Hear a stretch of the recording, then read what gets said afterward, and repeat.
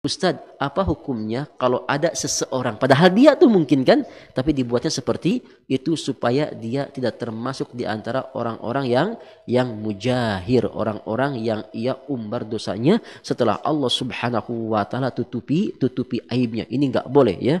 Apa kata Rasul sallallahu alaihi wasallam? Kullu dzanbin mu'afan illa mujahir. Setiap dosa masih berkesempatan untuk diampuni kecuali al-mujahir, orang yang ia bongkar aibnya sendiri setelah Allah Subhanahu wa taala tutupi aibnya.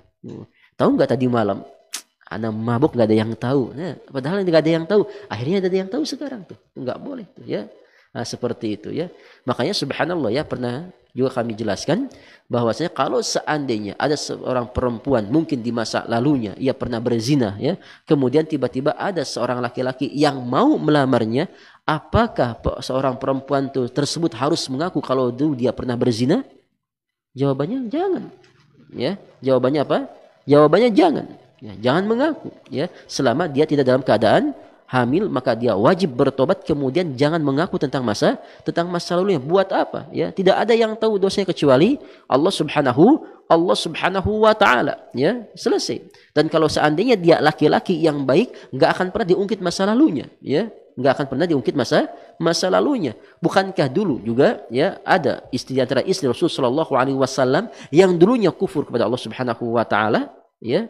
Mana yang lebih parah dosanya? Hah? Tuh lihat ya. Makanya ketika Aisyah radhiyallahu taala anha ya, mengatakan kepada Nabi sallallahu alaihi wasallam, bukankah ia dulunya seorang Yahudiyah kalau tidak salah begitu kisahnya. Kemudian Yahudiyah ya. Nah, kemudian kata Nabi sallallahu alaihi wasallam ya, Aisyah, jangan dicaci, sekarang dia sudah menjadi seorang muslimah yang taat kepada Allah Subhanahu wa taala.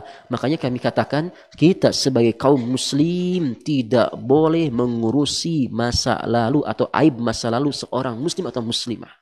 Ya, ada sebagian orang subhanallah, muslimnya sudah tobat, muslimahnya sudah tobat, kemudian diorek-orek terus masa lalunya, subhanallah. Bahkan bisa jadi setelah dia tobat, Islamnya jauh lebih baik daripada dirinya. Dan ini banyak yang seperti ini. Intinya apa? Intinya kalau seandainya kita sebagai manusia yang lemah tentunya, kemudian terjerumus ke dalam dosa dan tidak ada yang tahu kecuali Allah, maka segeralah istighfar, segeralah taubat, minta ampunan kepada Allah. Tapi jangan pernah kita umbar aib kita, bongkar aib kita setelah Allah Subhanahu wa taala menutupinya. Ingat itu ya. Babat TV Sunnah, belajar agama